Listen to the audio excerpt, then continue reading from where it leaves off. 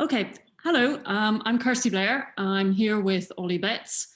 This is a short video chat that we're recording on Zoom to discuss some of the comments you left on the first week of the Railways course. So I'll start by saying we're doing something different this run, which is moving through week by week and releasing 1 week at a time. Strathclyde does this with a lot of its courses, and the team suggested we might try it so that the cohort move together at once. It makes it easier for us to keep track of all your comments and discussions. And it means that people all move together so they can follow each other's discussions as well. So we'll see how that goes. I can see that some of you like it and some of you don't. Please, as always, feel free to express your opinions, but politely, we're all here voluntarily and because we enjoy the topic. And we're here to share ideas and to respond to and learn from each other. So let's see how it goes, and you can tell us at the end, and we can make decisions about the next 2 Working Lives courses on coal mines and factories and mills, which will be coming up in sequence after this one. And welcome back, those of you who've taken those courses before. This is an introductory course. Content does get a bit more challenging as we go through it, and then on through the 12 weeks of the Working Lives portfolio. I can see that, as always, we've got loads of experts in railway history and heritage here, and some former railway workers, which is always great. If you find what we're presenting that you already know it, just add to what we're giving learners in the comments. There's some great links and discussion coming up. Tag myself or Ollie, and that means we can pin your additional links. And as we go through, you'll be able to think not just about what you might be learning from the content, but why we've chosen the things we do, and about the wider question that all these courses ask, which is, how do you recover workers' voices from the past, from a period when there wasn't oral history, there wasn't even, as I said in one comment this week, all that much photography or film concerned with the workers themselves. How do we think about how they might be represented in places like the Railway Museum, and how we might try and think about what they thought about their jobs as well as what other people wrote about them. And we saw quite a lot of what other people had to say about engine drivers this week, because we've been trying to find what the engine driver said, and sometimes, you know, that's difficult to impossible to recover from this period. So we got a few things we're going to pick up, and actually, the first little comment speaks to this in some ways, because it was a simple question about what a hatchboy is, which came up in one of the early steps in a list of railway professions. Ollie, do you want to pick up that up? Yeah, I mean, this is a classic sort of railway history question, and anyone who's delved into their family history knows that has a sort of ancestor who worked on the roads will know there's just this confusing world of terminology that goes with the railways, of shunters and hookers and fasteners and other shunters and deputy shunters and all sorts of things. Interestingly, our colleague Mike Esbester, who's been putting together this great resource, Railway Work, Life and Death, on accidents, and we'll pop the link of that in the sort of feed in the post of this when we post the video. He's only found one mention of Hatchboy across the thousands and thousands of railway worker accidents that he's worked on, and it's a 17-year-old young man working with wagons in Dublin. So I don't know whether it's an Irish term, whether it's one that's specifically about working with a type of wagon. This young man was hit on the head by a sort of spring-loaded hatch on the wagon. So I don't know whether it particularly pertains to that sort of wagon, but it's not something that we've ever particularly come across before. So I'm afraid it's very difficult to give you a sense of what a hatchboy actually was, beyond possibly emphasizing the boy terminology is probably a younger worker. And going off the hatches, as say, with this the one other example that we've been able to find is to do with hatched wagons, possibly. There are so many different kinds of railway labour, aren't there? And it's a good example where some of them we still aren't quite sure what the terminology meant. Hugely varied, and it varied from region as well. So Great Western Railway workers down in the southwest had different traditional sort of jargon names for objects and jobs and ways of working that their counterparts did in Scotland, for example. Yeah. Good. Next question that I picked out was, there was some great discussion about training for engine drivers. So someone asked whether they had any sort of exam, written or practical, which I wasn't sure about. And more generally, there's been some discussion of the importance of on-the-job training versus kind of book training. Yeah, I mean, it's when we talk about railway workers and exams in this bit, there is a sense of a very rough and ready learning process. So it's assessed by probably the locomotive superintendent, who's the sort of figure who's their nominal manager. He's got a purview on a railway of the locomotives, the engines, but also the drivers and firemen, the sort of crew that go with the engines. That's all under the locomotive superintendent's purview. And he'll probably ride in a cab, or one of his deputies will ride in a cab with you when you sort of set out to become a driver. So there will be a sort of on-the-job training where they'll assess you and decide. But also there'll probably be, because this was such a long process, and that was what came out, and that was great when people were engaging with stories like Samuel Watson's. This was such a long process for these workers, of starting as a boy, cleaning engines down with rags, through to sort of preparing the engines, firing the engines, and finally driving, that they would have been very familiar with workers as well, and had a sense of almost whether people were ready to sort of step into the next level of their role. A lot of it as well came from recommendations from drivers, so they would recommend when they felt their firemen were ready to step up into the sort of next level of management as well. Formal examinations, not so much. So Reynolds, who you read the snippet from, who talked about sort of the dangers of engine driving, and is one of these very passionate reformers, and is a locomotive superintendent as well, is one of the people who's pushing very much for a standardized exam. He feels like we need to have some sort of formal assessment qualification, especially when there are accidents, so we can point to it and say, well, this man was ready. This man was experienced enough to drive an express engine, or not. But they don't really get very much traction with that until the start of the 20th century, when we start to sort of see more formalized professional qualifications. And that's not unusual across British working life at the time as well. So formal paper qualifications for things do tend to come in towards the start of the 20th century rather than the 19th century that we're talking about. Yeah, and in week 4 we look at a Clark's exam, don't we? Yes. One of the grades. Yeah. You've got that coming up. You can. Yeah. You can you can take your own Victorian or early 20th century examination paper, and you may regret having wished to sort of think about written exams in the period as well. So we won't spoil anything, so we'll leave it at that.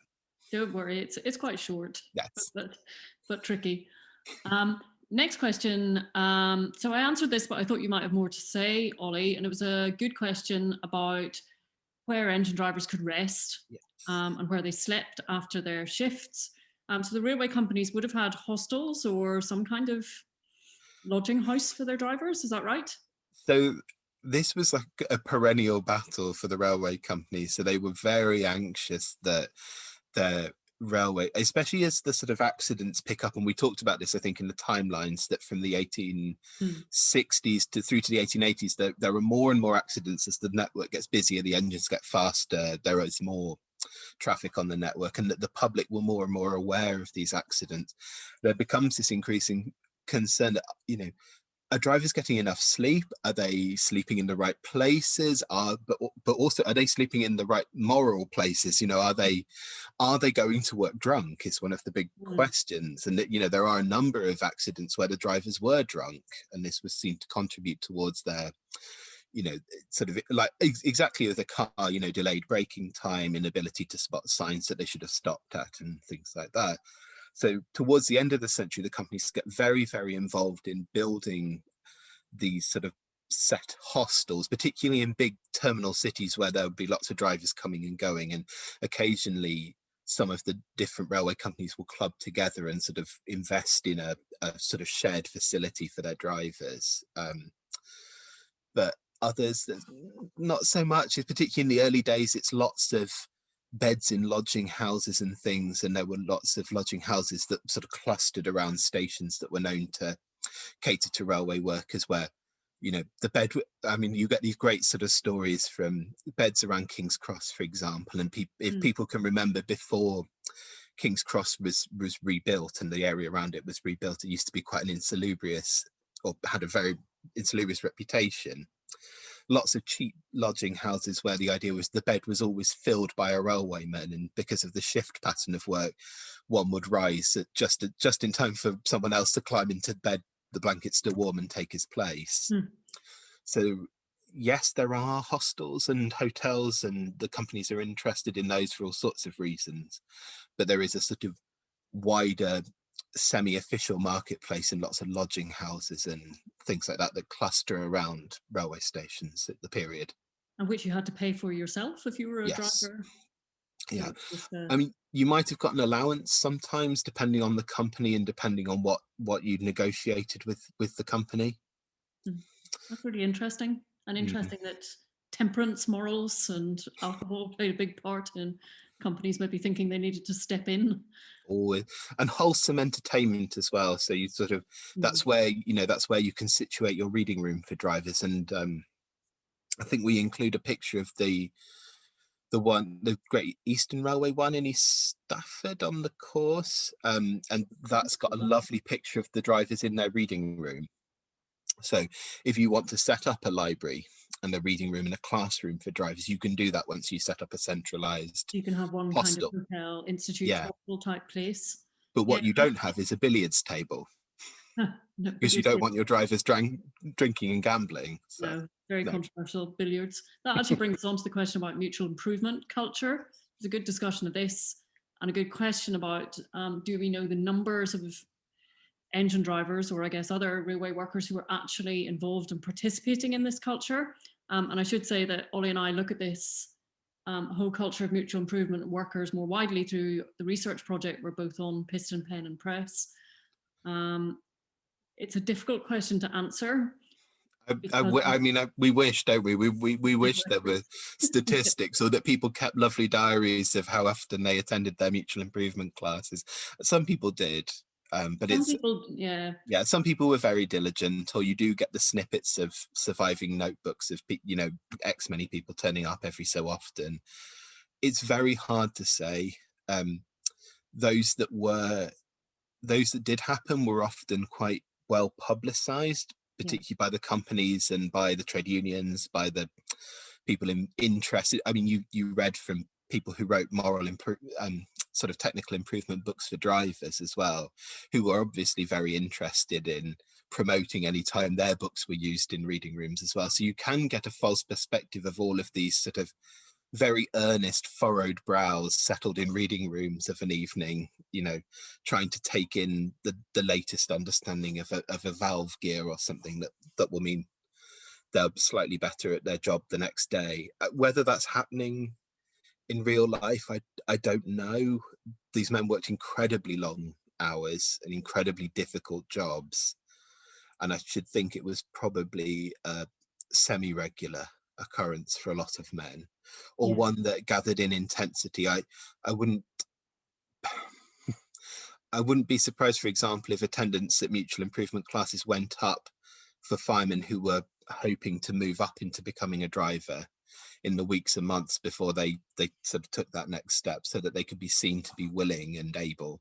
And because these were often company-sponsored enterprises, if you're an ambitious young man, you want to be noticed and you want the bosses to approve of you, then you may have strategic reasons for involving yourself in, the reading room committee and the mutual improvement society that are not just about your desire to learn.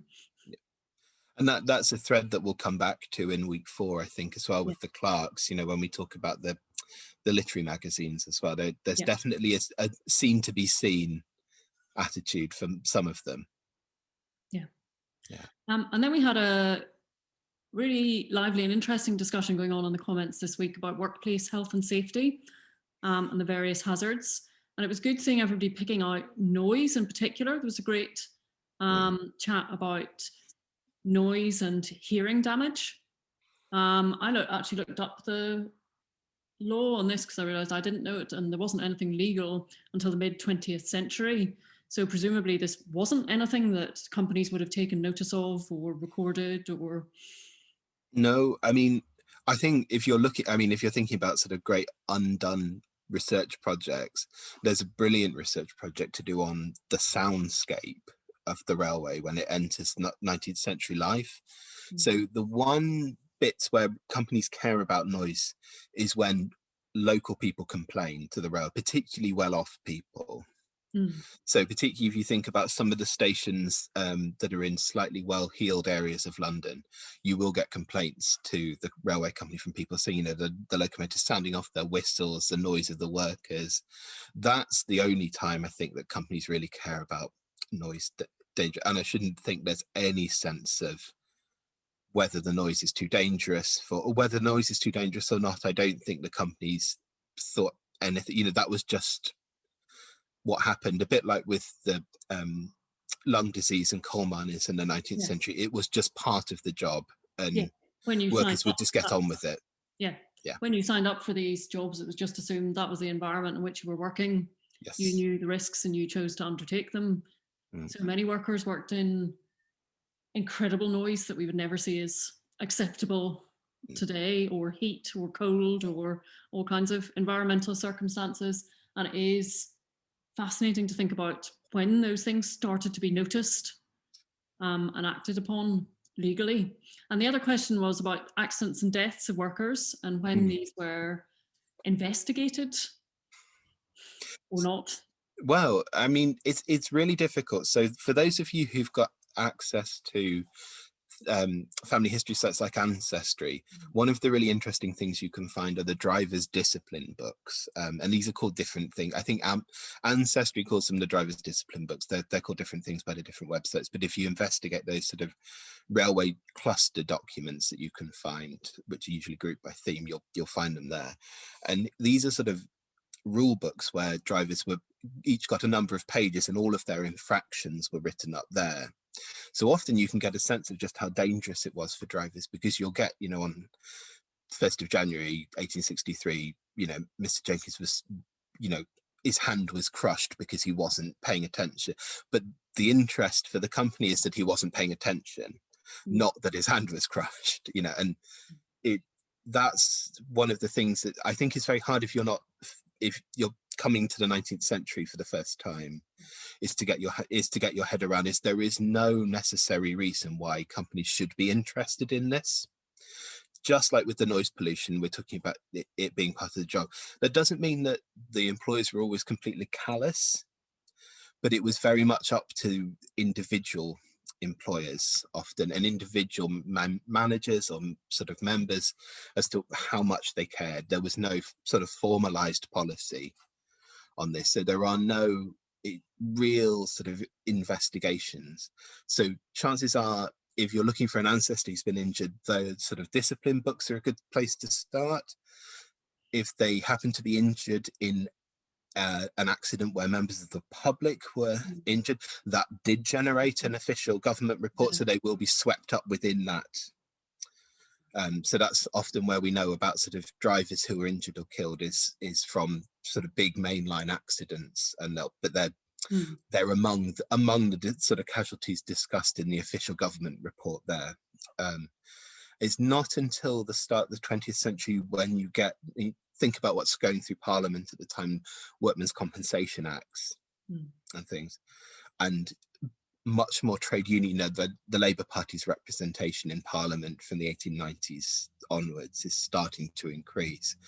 That's when you're starting to get more formal investigations of accidents in the workplace and trying to understand how people have been injured and how that relates to working practice.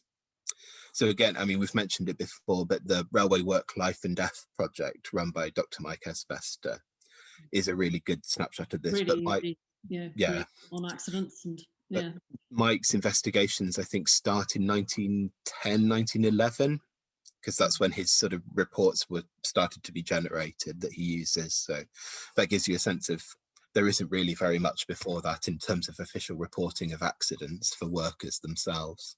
No, and outside the factories and mills where there are quite a few cases where workers can try, usually unsuccessfully, to get money from their employers for compensation because the employers are disregarding a specific piece of law. There's really, I haven't seen much by any railway employee managing to get money out of a company for an accident. Did that happen? I think one of the interesting things with the railways is that I mean, this comes back to sort of how difficult this is, because it wasn't that the managers were necessarily completely callous and unfeeling in this. So when you look at the railway orphanages, these sort of orphanages set up to cater towards the sort of families of railway workers who'd been injured or killed, a lot of the managers are subscribers to these orphanages and, you know, pay an annual sort of sum to help run them, but they do so as private individuals rather than as representatives of the company. And it's to do with the fact that if they were, you know, if you were signing on as deputy manager of the London South Western Railway, then it is to imply that the company is aware of the legal sort of status of this and that the company feels responsible. So a lot of it was backhanded, a lot of it was done through mutual aid societies, through money that was handed to the trade unions and then out to their members. So there are compensation schemes, and there are ways in which people were taken care of in some degree, but nothing formalized, partly because there was a real aversion to acknowledging the problem. Yeah. And lastly, when we were talking about trades unions, there's a question about women, whether they were allowed to join and when they joined, which I also answered in general terms, but I think you have some more specifics on, Ollie. Well, I don't claim to be the expert here. We had a wonderful PhD student at the museum a couple of years ago called Hannah Reeves, and her PhD was on what was called the railway family, and I think this is a term that we come back to later on in the course, that was used by both the trade unions and the employers in a sort of collective or paternalistic way to describe the railway workforce, but also the sort of families who were swept up into that sort of the idea that they were all in it together. So her work focused on what was called the Railway Women's Guild, which was set up to support the ASRS, which then became part of the National Union of Railwaymen. And her is that the Railway Women's Guild was incredibly important, did a huge amount of work in terms of fundraising, in terms of organizing, particularly during the strikes, but also just during the general system, raised enormous amounts of money for the orphanages, for the injury funds that we've just been talking about, but also had their own political wing. So they were very, very engaged in the fight for women's suffrage, for example, but also for working men's suffrage, both of which were sort of key, but sometimes slightly antagonistic things that were happening at the time. That story starts in 1900. I feel like we spent all of this video saying, oh, the story starts in 1900. Yeah, so we're looking at a bit before all the official stories start, when it was the Wild West in terms of railway companies and what they were up to. Yeah, I mean, you know, women were not members of the unions. No. There were lots of ways that they were unofficial auxiliaries. Sometimes they were official auxiliaries. There were lots of, we've talked about temperance. So I mean, temperance, it's really hard to understate it's really hard to overstate just how important temperance was in the 19th century as an organizational thing. So there's lots of ways that women were involved and in sort of found a place within railway working life, but it not in a formal way through the trade unions, no. Yeah. And even in the 20th century, and you can find Hannah's PhD, it's freely available online. If you search for Hannah Reeves Railway Family, you'll be able to find it and download it if you're interested.